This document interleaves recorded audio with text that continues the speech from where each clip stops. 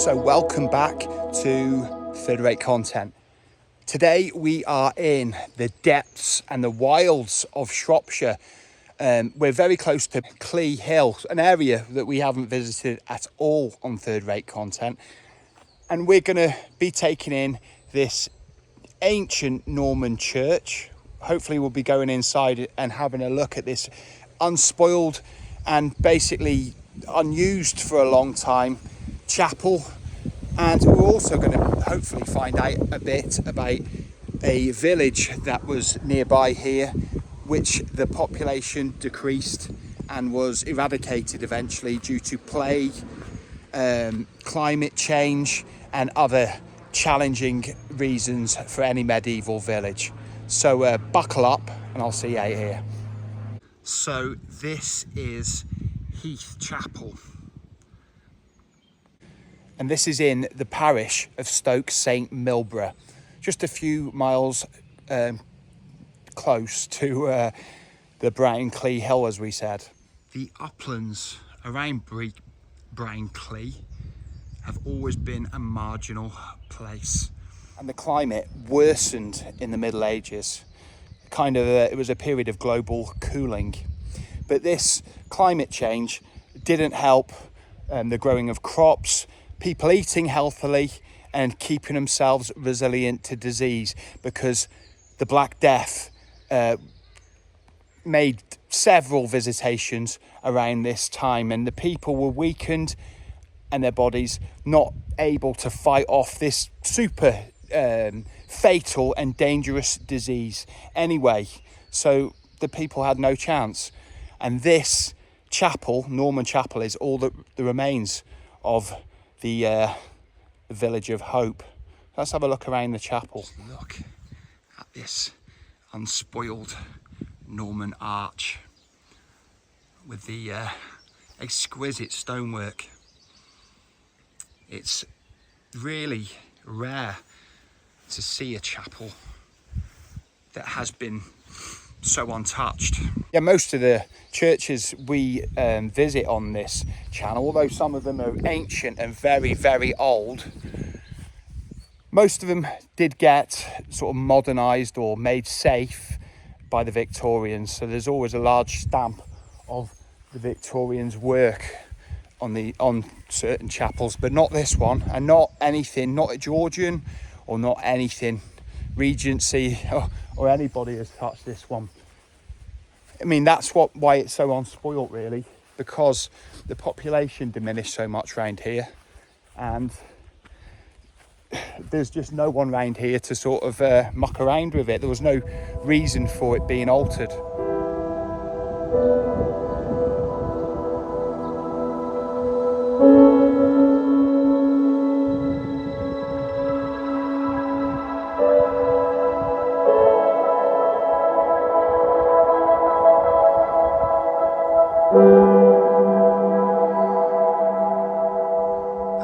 When these air bricks or vents were added, they don't look Norman.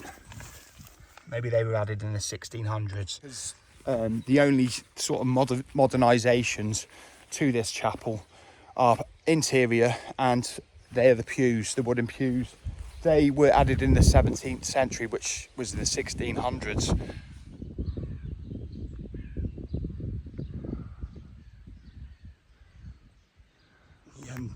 If you like ancient timber church doorways, I think this one is pretty ancient. Yeah, the reason I know that we're going to be able to have a look around Heath Chapel today is because very kindly, as you can see, key behind this board. I mean, I doubt we're so... the country lanes I had to traverse to get here today were unbelievable. I mean, I made the way to Much Wenlock and then turned off, and then I did about 15 miles of hard country lanes. In reality, it was about 7, but it did seem like 15 when I was driving them, so forgive me. To get here, so I doubt there's hardly any visitors make it here, really. We really are in the depths of the countryside, but let's go and have a look at the quay, see if it is here. If you're going to find a secret key, That's the jackpot really, isn't it? That is what you call a key.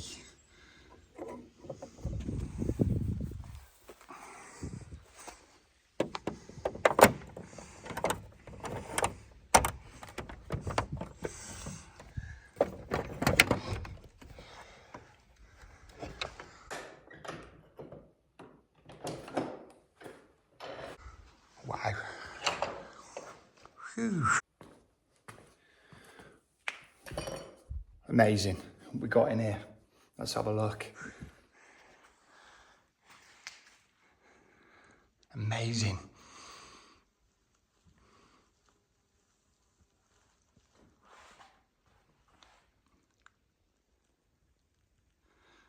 Yeah, the reason this church is so celebrated and is fairly unique for Shropshire is that it hasn't been altered, virtually altered in the last 850 years.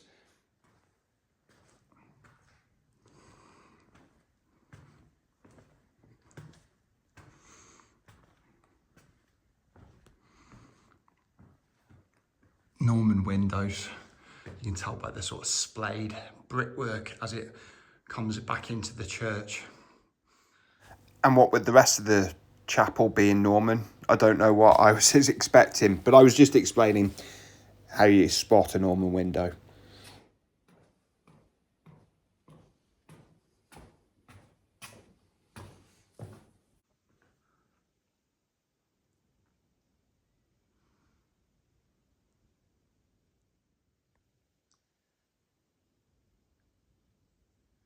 The font here is a Norman tub.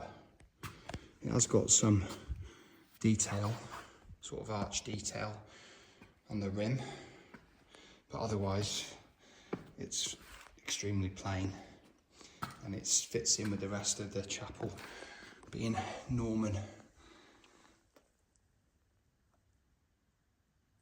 The pews were added in the 17th century, 1600s.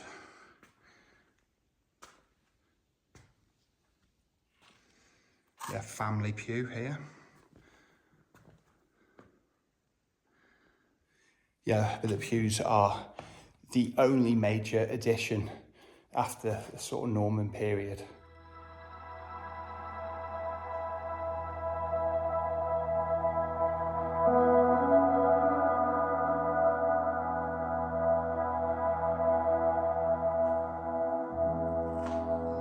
Discarded masonry, well, not currently in use. Heath Chapel is a Grade 1 listed building. Yeah, on the walls here are remains or traces of medieval wall paintings. They were uncovered in 1911 when the plasterwork here started to flake off, thus revealing them. And this window in the northern wall is the only addition to the church made since the Norman times. This was added 300 years ago. Yeah, some serious timber work up there, bracing the brick or stone structure. Yeah, making it stand true-ish.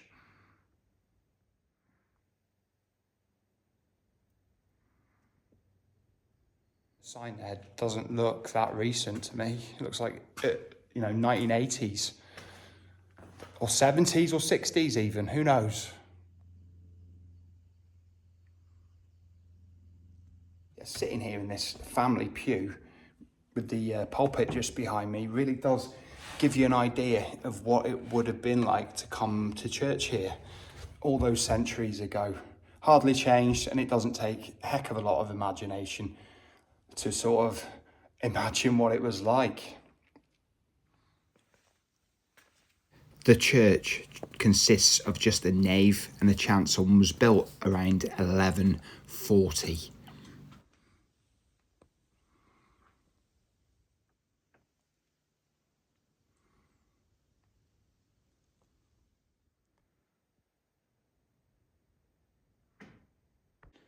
You've still got the bell rope here, leading up to the actual bell housing. I do wonder when the last time this was pulled and the bell was rung.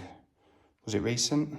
If anybody knows, tell us in the comments. The Green Man rules supreme in Heath Chapel. Yeah, the doorway, this wooden door, apparently does contain some 12th century wrought ironwork, which does make me wonder, was the air brick round the corner actually 12th century? Was I mistaken? You tell me in the comments if you know for sure. I'm just suggesting it. Because of course it isn't completely unknown for me to be wrong from time to time.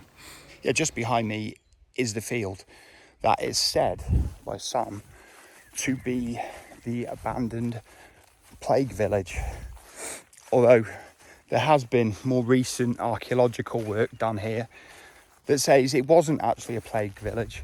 It was a grand house and its gardens that has been remained here, and the abandoned village is elsewhere. But anyway, we'll have a quick look at the remnants here, see what we can see, if anything. Yeah, these bumps in the field are thought by some to be the abandoned medieval village, and by others to be the grand house and gardens. Though it must have been a house from a long time ago, or it must have burnt absolutely to the ground, because usually houses built in the last few hundred years, there's some brick remains, there's nothing left here. I don't know what happened.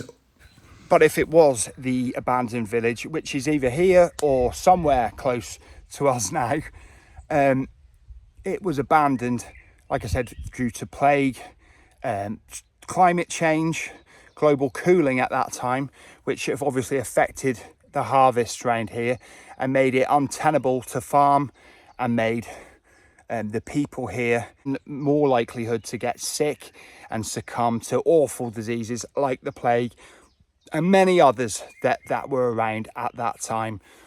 Just to think of possibly families here, up to 7 families, struggling to survive and then not surviving. It's an awful thought.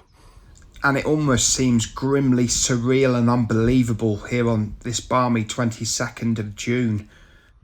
Yeah, all that's left now is some divots and some earth banks. There really isn't much to go on and tell us what it was. We'll have to take the recent archaeological survey done here's word for it.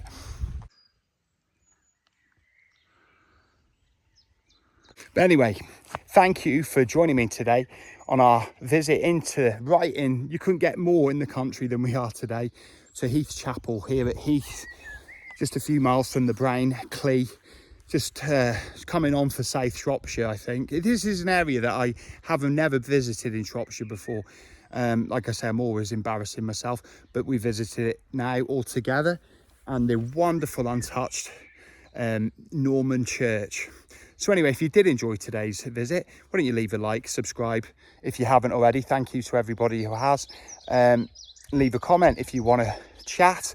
I read them all, and I answer back where appropriate and applicable. So thanks very much. If I don't see you soon, I'll see you 3 times as soon. Third rate content, sign out. Bye bye.